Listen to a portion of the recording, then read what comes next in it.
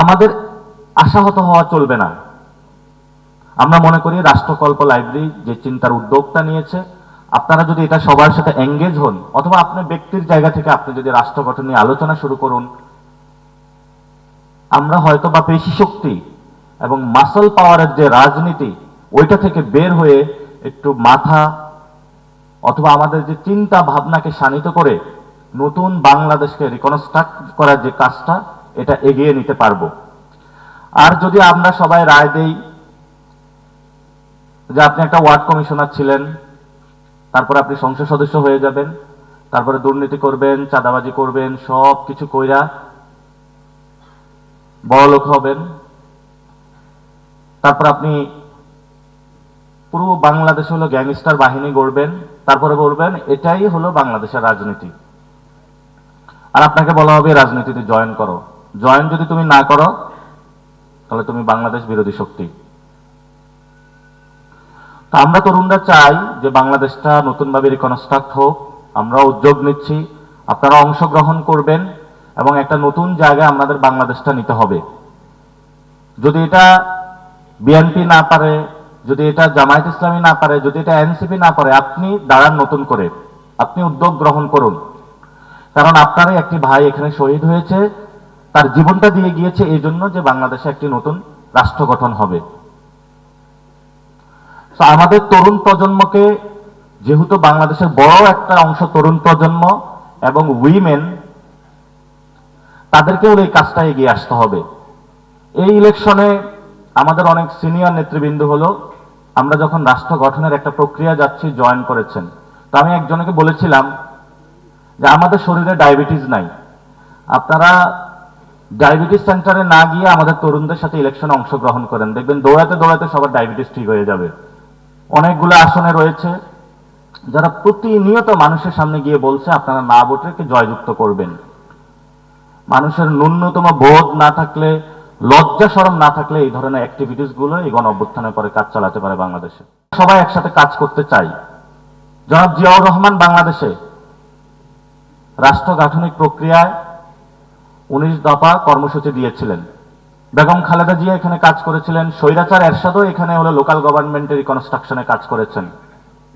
এই বর্তমান যে সরকার রয়েছে, তারাও কাজ করার জন্য প্রচেষ্টা চালিয়ে যাচ্ছেন।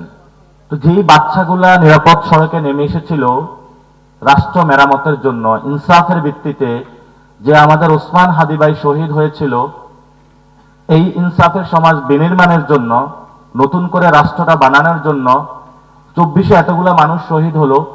যদি সত্যিকার অর্থে তাদের জীবনকে আমরা ধারণ করি, তাদের প্রতি শ্রদ্ধা পোষণ থাকে, তাহলে কে কোন দল করলে এই দলাদলি বাদ দিয়ে আমাদের রাষ্ট্র পুনর্গঠন প্রক্রিয়ায় অংশগ্রহণ জরুরি এবং এই নির্বাচনে গণভোটে হাঁকে জয় করে নিয়ে আসা সবার জরুরি।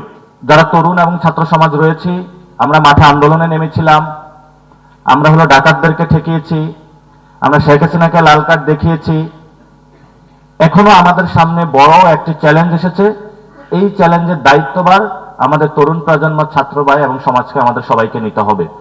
যদি আমরা নিতে পারি, তাহলে হয়তো বা পেশি শক্তি যারা বাংলাদেশকে যে স্বাস্থ্য ব্যবস্থা ঠিক করতে চায় না, তাহলে তার হলো টেন্ডারবাজি বন্ধ হবে।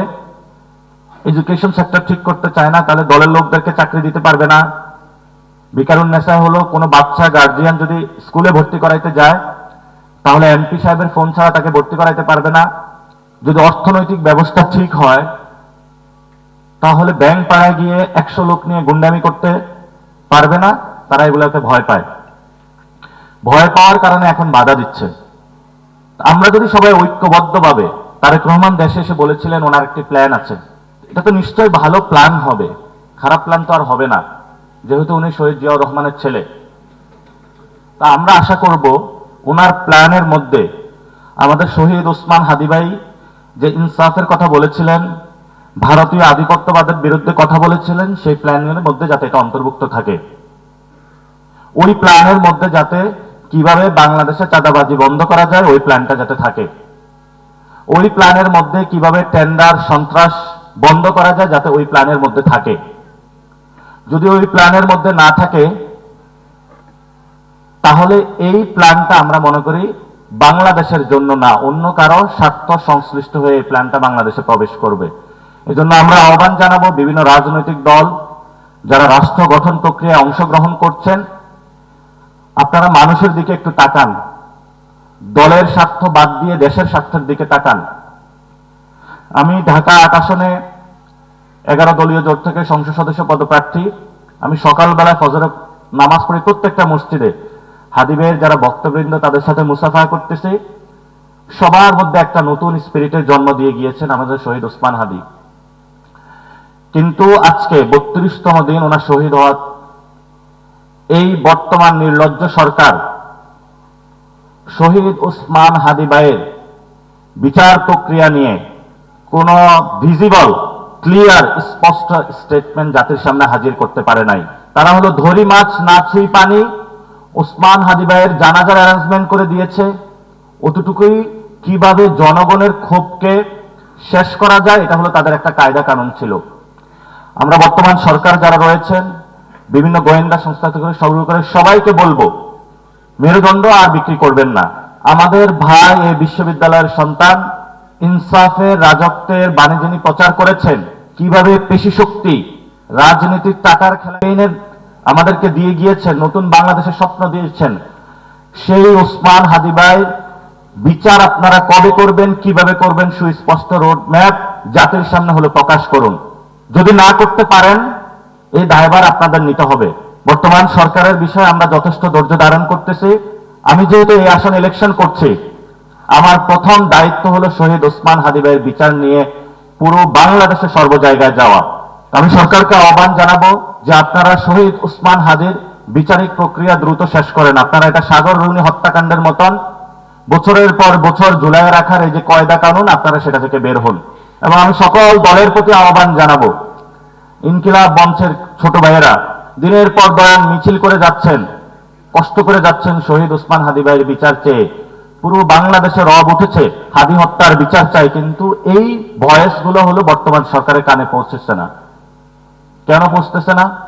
আমরা দ্রুত শহীদ ওসমান হাদি ভাইয়ের বিচারিক যে হত্যাকাণ্ড হয়েছে এটার বিচার চাই, এবং আমরা সুষ্ঠু একটি ইলেকশন চাই বাংলাদেশে, এবং গণভোটে যাতে আমরা হায়ের মধ্যে নিয়ে নতুন বাংলাদেশ পুনর্গঠন করতে পারি, যাতে আমাদের চাকরি, শিক্ষা, স্বাস্থ্য, বাণিজ্য থেকে সর্বক্ষেত্রে নতুন একটা ব্যবস্থা প্রচলন করতে পারি।